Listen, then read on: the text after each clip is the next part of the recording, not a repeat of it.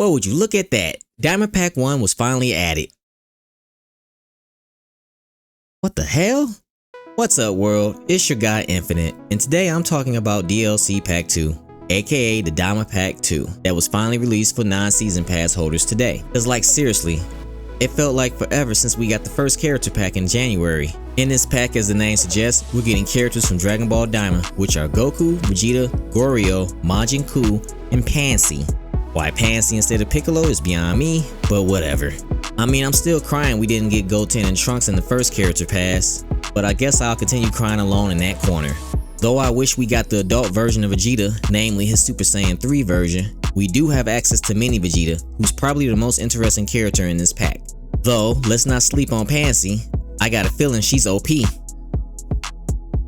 Why not Piccolo? Unlike base Goku, Vegeta has access to Blast in his form, Full Power Energy Cannon, your typical generic blast given to characters without their own unique signature blast. Vegeta's Rush, Rising Rush, comes from his battle against the Tamagami straight out of the anime.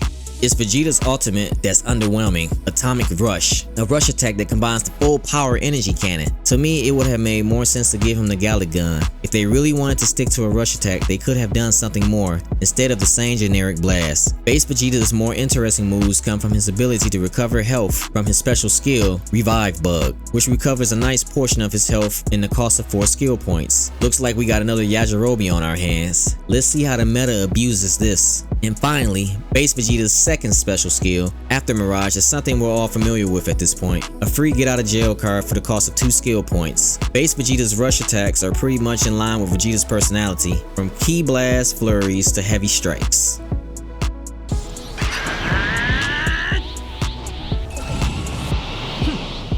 Super Saiyan Vegeta starts to see a more familiar Vegeta move pool with Full Power Energy Blast Volley, because it wouldn't be Vegeta without his spamming Ki Blast. Overpowering Crush is another rush attack which has Vegeta dashing at his opponent with a heavy blow, finishing with a drop heel to their head. This attack looks decent until the heel drop. It just shows Vegeta dropping his foot, but we don't see him connecting the blow because the character is off screen. Why they chose to animate it this way was a weird choice, but maybe it was done to not have Vegeta clipping through the large roster of characters in the game.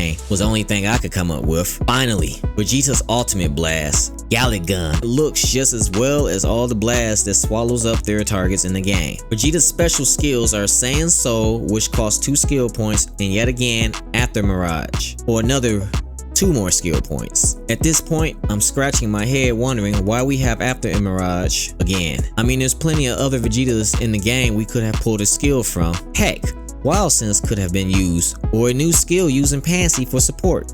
Okay, I'm probably milking it at this point, but I really hate Pansy. Again, Vegeta's rush attacks are the same as his base form with some moves switched around, but notice there's no rolling heavy attack. Maybe Super Saiyan 2 will have it.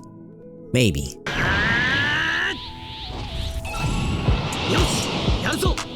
Super Saiyan 2 Vegeta saves this character for me for simply having his special skill, the Explosive Wave, costing 2 skill points. This move to me has always been Vegeta's identity and belongs in his move kit. Again, we got After Mirage. Wait, my bad. We got After Mirage Strike. Well, it's different, I guess. For the cost of 3 skill points, Vegeta gets a free dodge with a follow-up strike.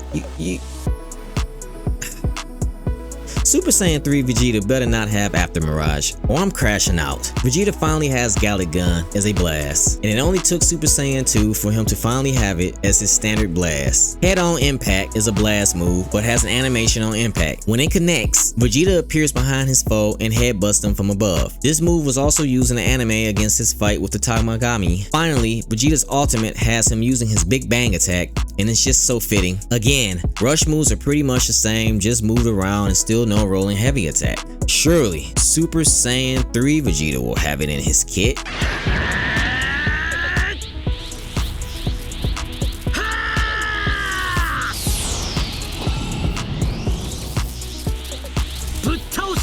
Well, let's find out now, cause here we are, the pinnacle of Saiyan, Super Saiyan 3 Vegeta. Though it's the mini version, nonetheless looks amazing. At this point, I'm not even surprised. We have for Vegeta's special skill, Wild Sense. For the cost of 2 skill points, nah. You know what? I'm not even about to go into it. You know what the skill does. Let's talk about Special training results. For the cost of 4 skill points, will give Vegeta instant sparking with the bonus of a blast buff for that little extra sweet damage for his ultimate attack. Slash Flash is a blast attack that has Vegeta sending an energy blast in the form of a blade as Vegeta kicks through the air. Very unique move for the Prince of All Saiyans, and really sets the atmosphere for his Super Saiyan 3 form. Vanishing Strike, truth be told, looks kinda lame. We have Vegeta landing a series of kicks on his foe, but the impact of the kicks, though we know are powerful, isn't delivering that to me visually. Also, I noticed that Vegeta uses his legs throughout all of his forms. Could this trait have come from Vegito? Makes you wonder. Finally, Vegeta's ultimate blast, Gallic Doom, is a blast move when it connects, blows up dust blinding his foe as Vegeta uses the opportunity to rush his foe for a heavy blow. Sending them flying, Vegeta teleports behind them and stops them from flying any further, dropping them. As far as flashiness goes, this move is really dope, but I feel it ends too fast. It would have really hit home if the impact on the punch brought more force. But again, the move is awesome, and also, it's pulled straight from the anime. Go for a finisher for that added disrespect on your opponent. Vegeta's rush attacks are once again the same, just switched up in order of execution, but to my disappointment, Vegeta has no rolling attack. All of Vegeta's other variations have a rolling attack. To me, that move just feels right in Vegeta's move kit. Maybe they're saving it for his adult Diamond form, let alone if we get him. Next to getting Super Saiyan 4 Adult Goku, the fan base no doubt is looking forward to finally running Adult Vegeta in the Sparking Zero engine. So have you had a chance to try out Vegeta? Or are you interested in the other characters that were released like Pansy? Leave your comments below telling me. I want to hear them. And if you enjoyed this video, maybe you'll be interested in learning about the ice arrows and what you can use them to do in Ocarina of Time. Just click on this video here and let's go on an adventure together. See ya.